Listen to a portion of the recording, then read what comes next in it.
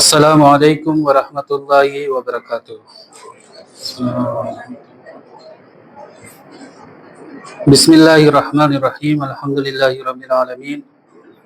نحمده ونستعينه ونستغفره ونؤمن به ونتوكل عليه ونصلي ونسلم على حبيبه ونجيبه وخيرته في خلقه حافظ سره ومبلغ رسالاته بشير نعمته ونذير نقمته سيدنا ونبينا أبي القاسم المصطفى محمد. اللهم صل على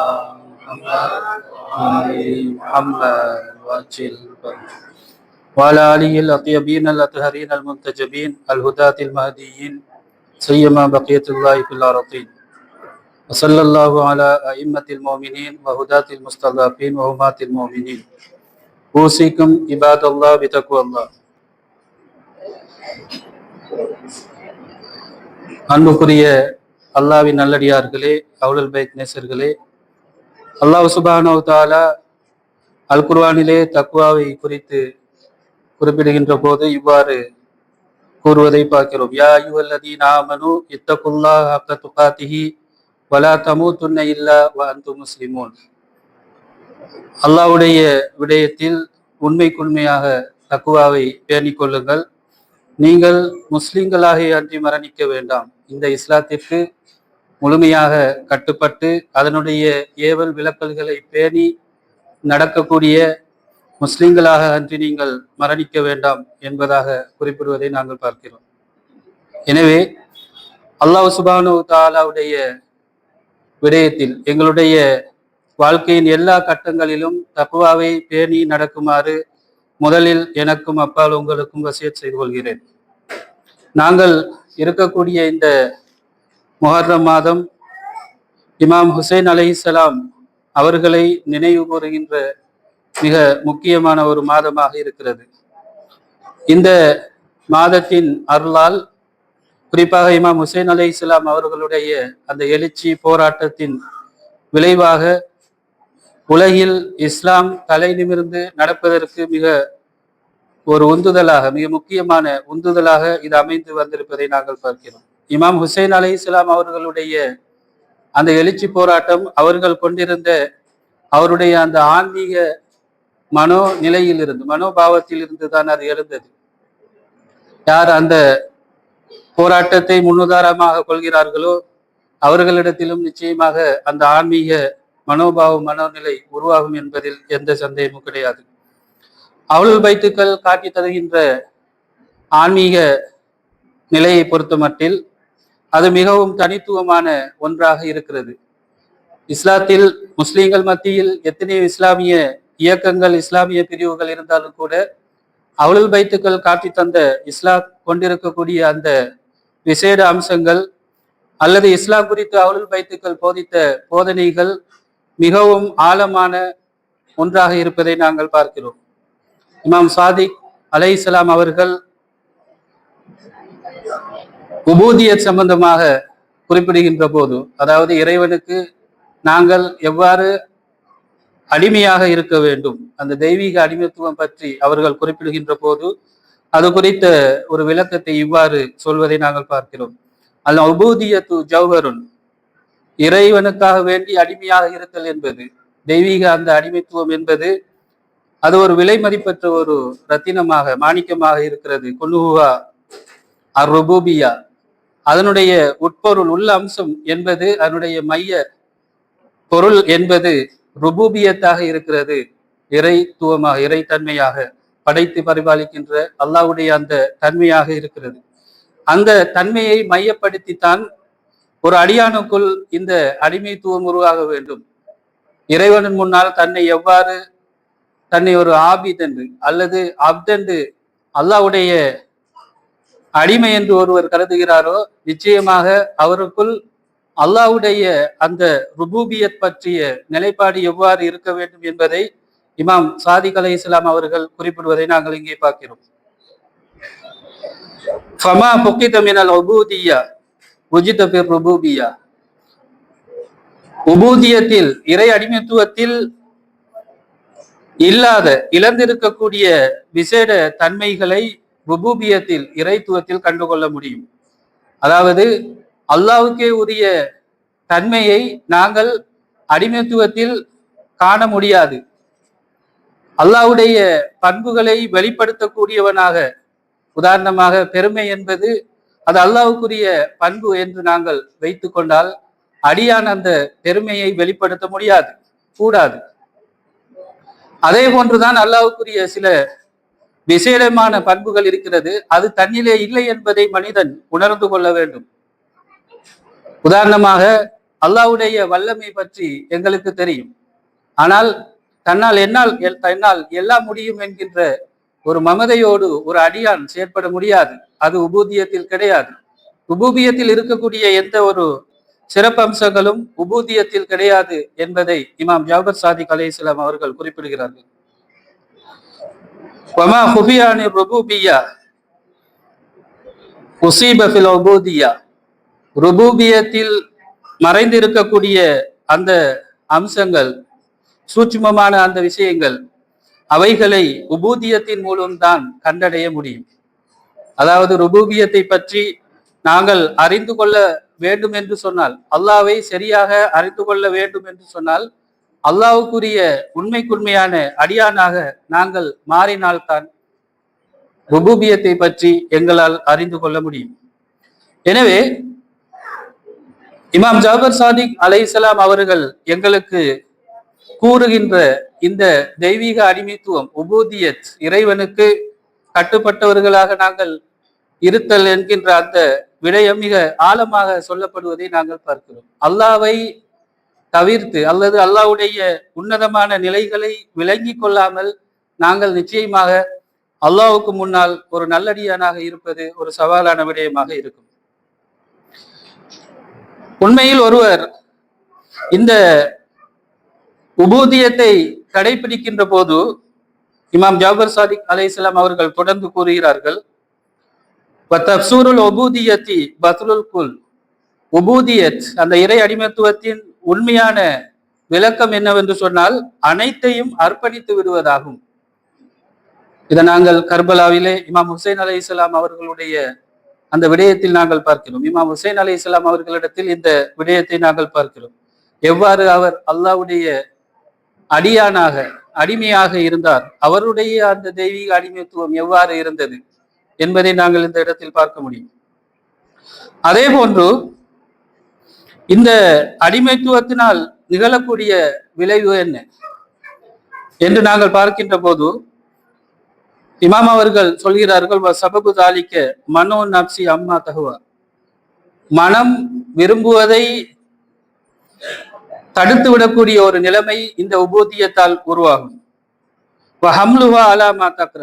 அதே போன்று மனம் வெறுக்கக்கூடியதை செய்ய தூண்டக்கூடிய விடயமாக அது இருக்கும். சில நேரம் சில நல்ல காரியங்களை நாங்கள் செய்வதற்கு தயங்கலாம், அல்லது வெறுக்கலாம், அல்லது அலட்சியமாக விடலாம். எங்களுக்கு அந்த உபூதியத் வருகின்ற நேரத்தில் எந்த ஒரு சவாலாக இருந்தாலும் அதனை செய்வதற்கு நாங்கள் தயாராகி விடுகிறோம். எங்களுடைய மனதை அந்த உபூதிய தூண்டிவிடக்கூடியதாக இருப்பதை நாங்கள் பார்க்கிறோம். எனவே இந்த உபூதியத்தின் மூலமாக இமாம் அவர்கள் தொடர்ந்து சொல்கிறார்கள், இதன் திறவுகோள்களாக இருக்கக்கூடிய அம்சங்கள் என்னவென்று சொன்னால், இதன் மூலமாக எங்களுக்கு கிடைக்கக்கூடிய விடயங்கள் உலக இன்பங்களை துறப்பது, அதே போன்று ஹுப்புல் உஸ்லா, தனிமையை வேண்டுவது, அதே போன்று தரீகத்துல் இஃப்திகாரி இலல்லாஹி தஆலா, அல்லாஹ்வின் பால் இருக்கக்கூடிய அந்த தேவையை ஒரு மனிதன் கண்டுகொள்வது, அந்த பாதையை, இவைகள் இந்த உபூதியத்தின் மூலமாக கிடைக்கப்படுகின்றன. இவற்றை அடைந்து கொள்வதற்கான திறவுகோலாக அந்த உபூதியத் இருப்பதாக இமாம் அவர்கள் குறிப்பிடுவதை நாங்கள் பார்க்கிறோம். எனவே அஹ்லுல் பைத்துக்கள் காட்டி தரக்கூடிய இந்த ஆன்மீக நிலை என்பது மிக உன்னதமான ஒன்றாக இருக்கிறது. அவர்கள் மார்க்கம் குறித்து கொடுத்த விளக்கங்கள், ஷரியத்து கொடுத்த விளக்கங்கள், அல்லது ஷரியத்தை அவர்கள் கட்டமைத்த விதம், அதனுடைய உள்ளடக்கங்களை மிக நேர்த்தியாக அவர்கள் காட்டி தந்த விதம், அல் குர்ஆனையும் சுன்னாவையும் புரிந்து கொள்வதற்கும் ஷரியாவின் உன்னதமான நிலைகளை தெரிந்து கொள்வதற்கும் மிக இலகுவான வழிகளை அதை அமைத்து தந்ததை நாங்கள் பார்க்கிறோம். எனவே அஹ்லுல் பைத்துக்கள் காட்டி தந்த இந்த ஆன்மீக மரபு வெறுமனே அவர்கள் விளக்கியது மாத்திரமன்றி அவற்றை நடைமுறையில் அவர்கள் காண்பித்திருப்பதை நாங்கள் பார்க்கிறோம். இமாம் ஹுசைன் அலைஹிஸ்ஸலாம் அவர்களுடைய அந்த வாழ்க்கையில் நாங்கள் காணக்கூடிய சிறப்பம்சமாக இருப்பது அதுதான். எவ்வாறு ஒரு மனிதனால் தனக்கு ஏற்படக்கூடிய அச்சுறுத்தலை முன்கூட்டியே அறிந்து தான் கொலை செய்யப்படுவேன், தன்னுடைய பிள்ளைகள் கொலை செய்யப்படுவார்கள், தன்னுடைய உறவுகள் கொலை செய்யப்படுவார்கள் என்கின்ற விடயங்களை அறிந்ததன் பிறகும் ஒருவர் அப்படியான ஒரு காரியத்தை செய்ய போகிறார் என்று சொன்னால் அது மிக சாதாரணமான ஒரு அம்சம் அல்ல. இமாம் ஹுசைன் அலைஹிஸ்ஸலாம் அவர்கள் அல்லாஹ்வுடைய விடயத்தில் கொண்டிருந்த அந்த உன்னதமான உபூதியத், தெய்வீக அடிமத்துவத்தின் வெளிப்பாடாகத்தான் அது இருந்ததை நாங்கள் பார்க்கிறோம். உபூதியத்தினுடைய சரியான விளக்கமே அனைத்தையும் துறந்து விடுவது, அர்ப்பணித்து விடுவதுதான் என்கின்ற இமாம் ஜாபர் சாதிக் அலைஹிஸ்ஸலாம் அவர்களுடைய விளக்கத்தின் வியாக்கியானத்தின்படி இமாம் ஹுசைன் அலைஹிஸ்ஸலாம் அவர்கள் உபூதியத்துடைய விடயத்தில் மிக உன்னதமான நிலையில் அவர்கள் இருப்பதை நாங்கள் பார்க்கிறோம்.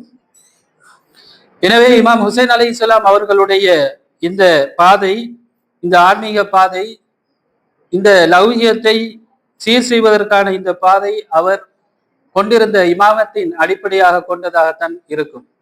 அவர் ஒரு இமாம் என்கின்ற வகையில் அவர் இந்த காரியத்தை செய்வதற்கு அவர் கடமைப்பட்டுள்ளார், அதை செய்தார், அதுக்காக வேண்டி முயற்சித்தார். அவருடைய அந்த கடமையை அவர் சரியாக செய்தார், அதிலே வெற்றி பெற்றார். இமாம் ஒருவர் இருக்கின்ற போது அவருடைய அந்த ஆன்மீக தலைமத்துவம், லௌகிக தலைமத்துவம் இரண்டும் கலந்த அந்த இமாமத் எனும் தலைமைத்துவத்தை முஸ்லீம்கள் கடைபிடிப்பதற்கு கடமைப்பட்டிருக்கிறார்கள். அப்படி கடைபிடிக்கின்ற போதுதான் அவர்கள் அந்த இமாமுக்குரிய மாமூங்களாக மாறுவார்கள், தொண்டர்களாக மாறுவார்கள்.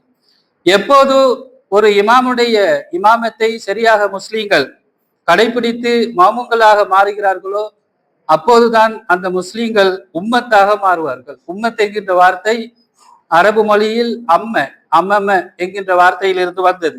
இமாமத், இமாம், மாமூம், உம்மத் எல்லாம் ஒரு வார்த்தையின் மூல சொல்லாக இருக்கிறது.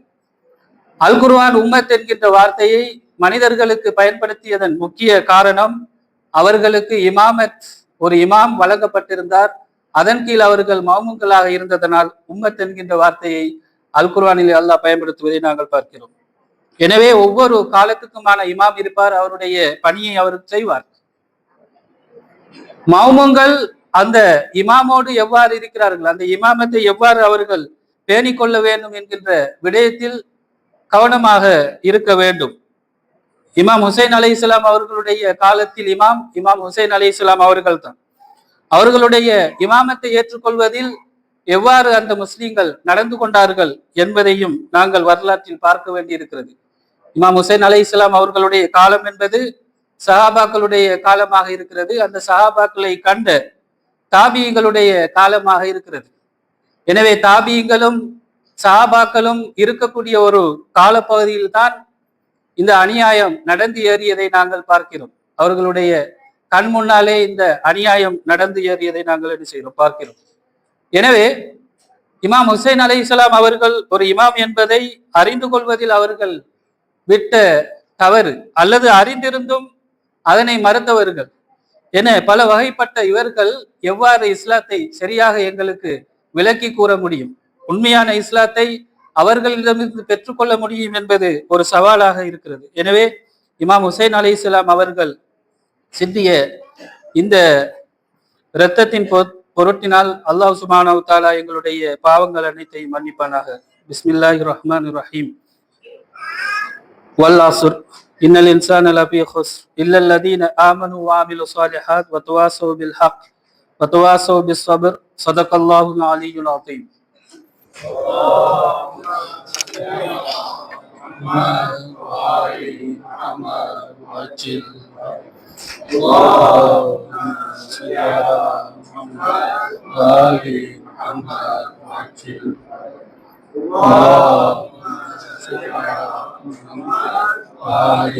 Bismillahirrahmanirrahim. Alhamdulillahi Rabbil Alameen. Wassalatu wassalamu ala Sayyidina wa Nabiyyina Abil Qasimil Mustafa Muhammad.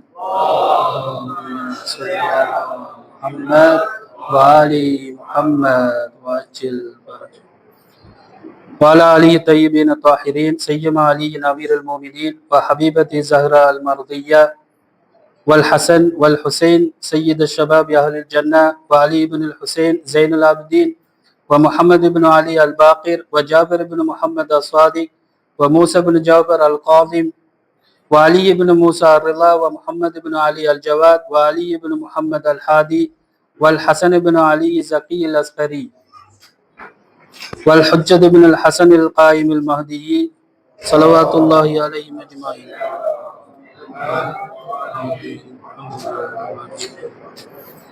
சலவாத்துல்லாஹி அலைஹிம் அஜ்மாயின். ஊசிக்கும் இபாதல்லாஹ் பிதக்வல்லாஹ்.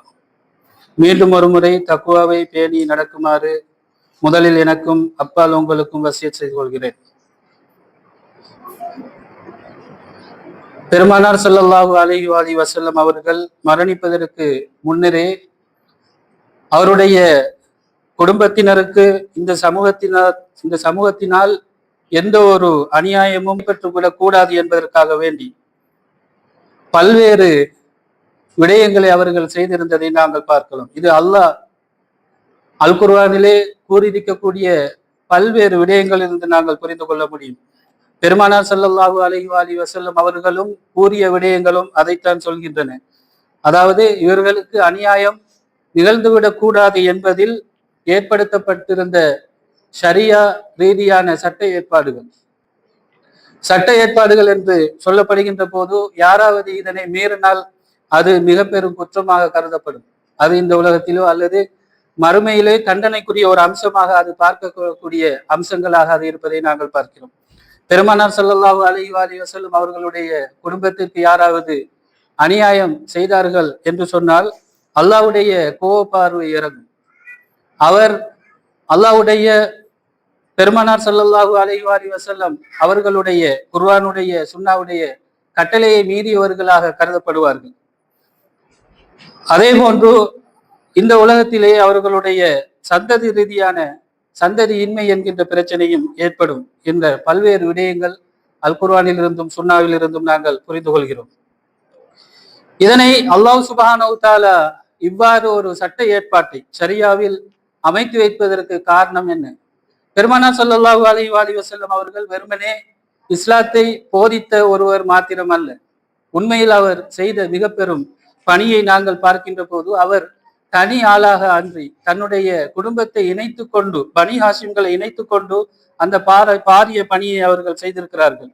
அந்த பணிக்காக வேண்டி பனி ஹாஷிம்களில் இருந்து பலரை அவர்கள் இழந்திருக்கிறார்கள். நாங்கள் ஹம்சா ரலியல்லாஹு அன்ஹு அவர்களை பற்றி அல்லது ஜாபர் இப்னு அபி தாலிப் ரலியல்லாஹு அன்ஹு அவர்கள் இவ்வாறான போர்களில் உயிர் நீத்த பல்வேறு நபர்களை பற்றி நாங்கள் கேள்விப்படுகிறோம். இவர்கள் எல்லாம் பனி ஹாஷிம்களாக இருக்கிறார்கள். பெருமானார் ஸல்லல்லாஹு அலைஹி வஸல்லம் அவர்களுடைய குலத்தாராக இருப்பதை நாங்கள் பார்க்கிறோம்.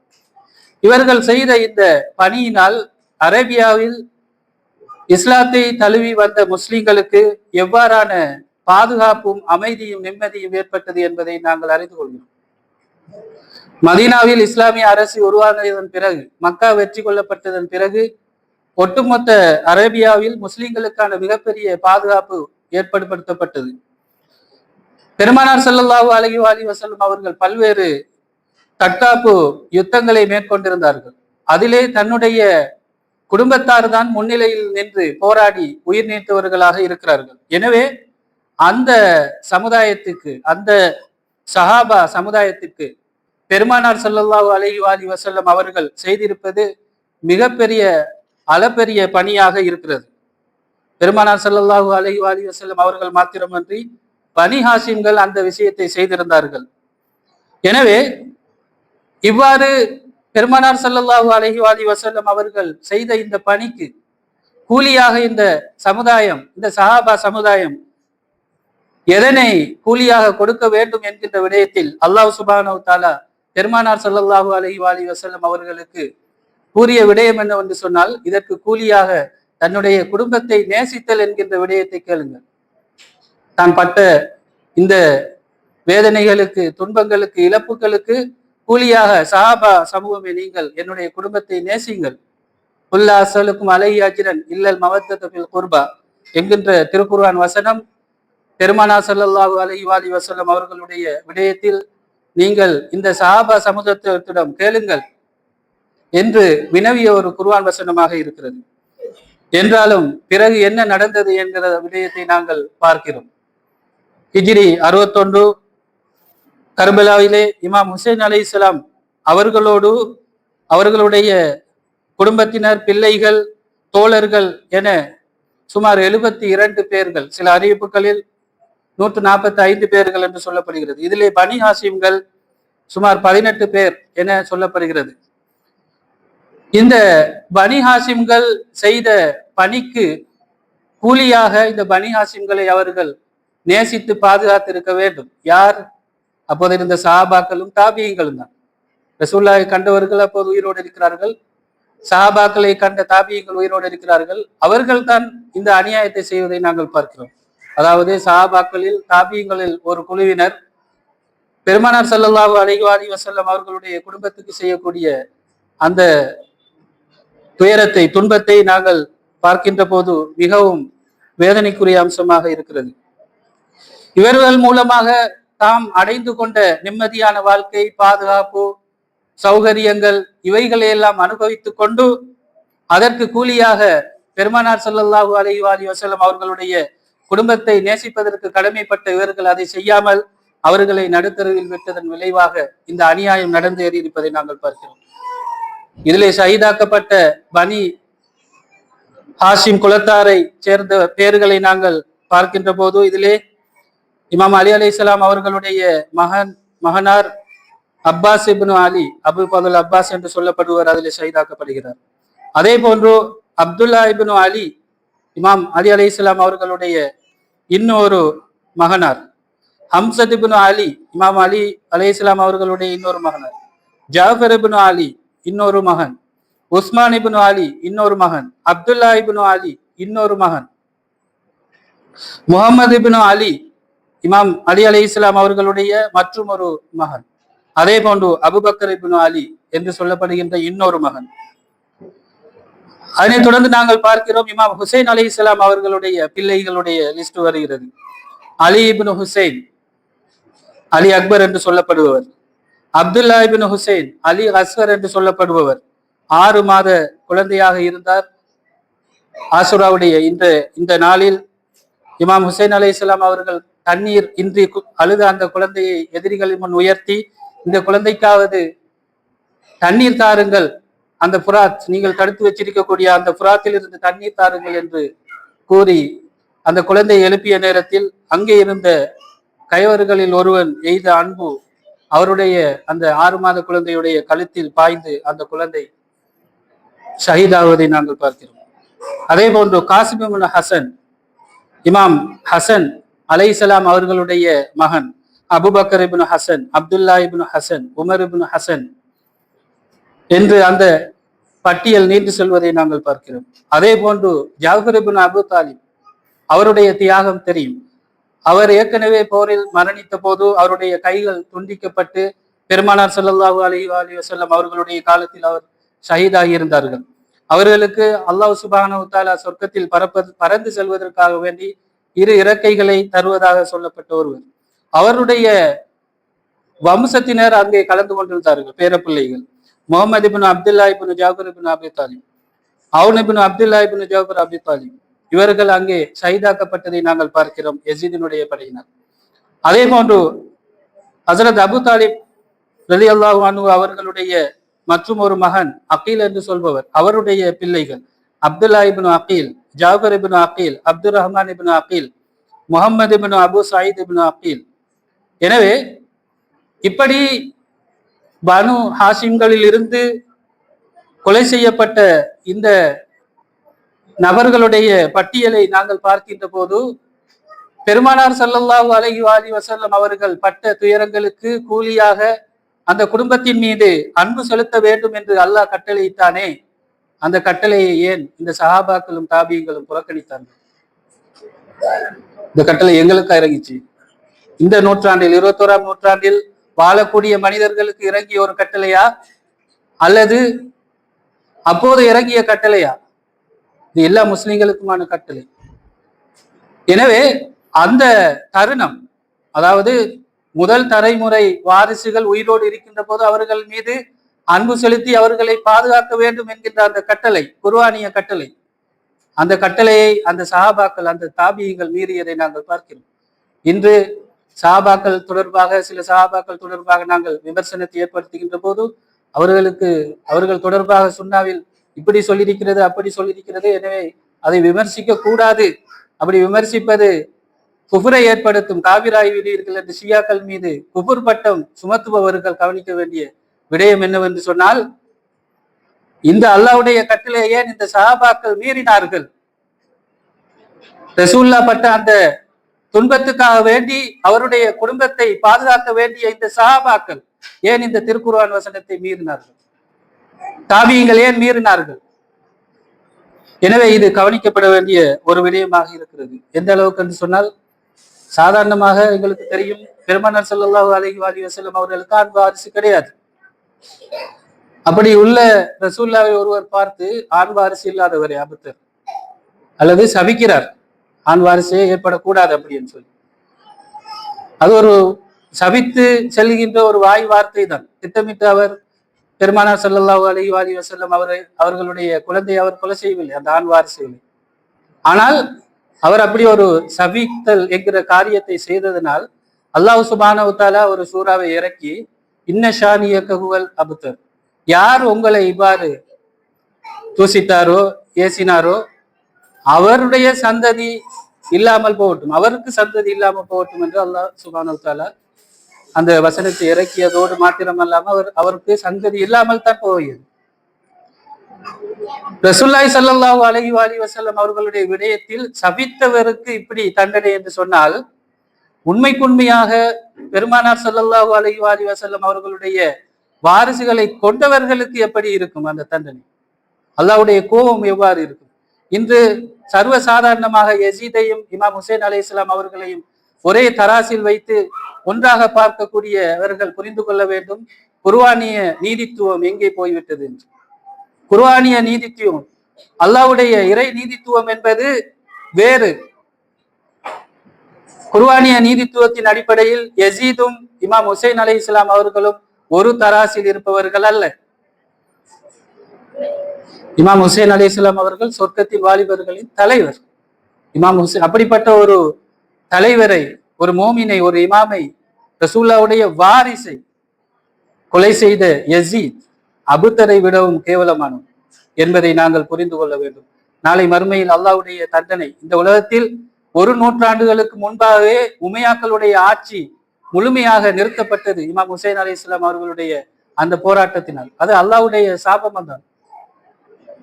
உமையாக்களுடைய ஆட்சி 1 நூற்றாண்டுகளுக்குள்ளே முடிவுக்கு வந்ததை நாங்கள் வரலாற்றில் பார்க்கிறோம்.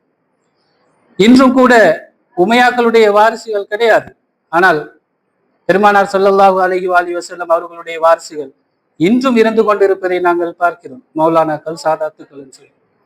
எனவே அல்லாஹ் சுப்ஹானஹு வ தஆலா ஏற்படுத்தியிருக்கக்கூடிய ஷரியாவின் சட்ட ஏற்பாடுகள், பெருமானார் ஸல்லல்லாஹு அலைஹி வஸல்லம் அவர்களுடைய குடும்பத்தில் நாங்கள் அவர்களுடைய விடயத்தில் எவ்வாறு நடந்து கொள்ள வேண்டும் என்கின்ற விடயங்கள் குர்ஆனிலும் சுன்னாவிலும் இன்றும் இருக்கின்றன. அதனை நாங்கள் கடைபிடிப்பதற்கு கடமைப்பட்டிருக்கின்றோம். எனவே ஷியா முஸ்லிம்களாகிய நாங்கள் இந்த சத்திய மார்க்கத்தில் இமாம் ஹுசைன் அலைஹிஸ்ஸலாம் அவர்களுடைய போராட்டத்தினூடாக, அந்த எழுச்சியினூடாக, அந்த தகவலால் தூண்டப்பட்ட பல்வேறு உலகளாவிய புரட்சிகளினூடாக, ஈரானிய புரட்சிகளினூடாக நாங்கள் இந்த விடயத்தை அறிந்து இந்த ஷியா இஸ்லாத்தை தழுவியிருக்கிறோம், ஏற்றிருக்கிறோம்.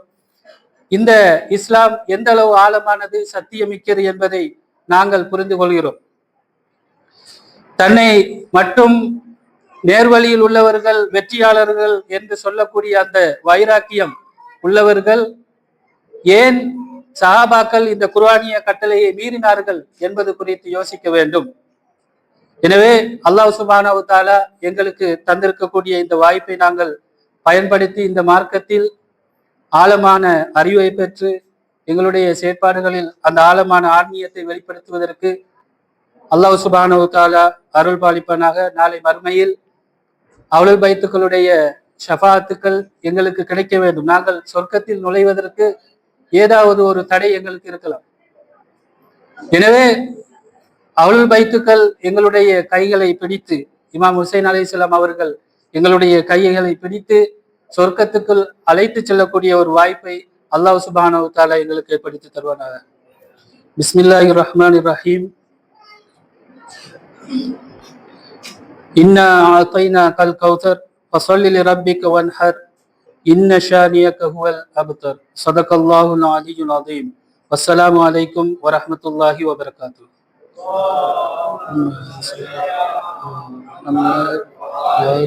محمد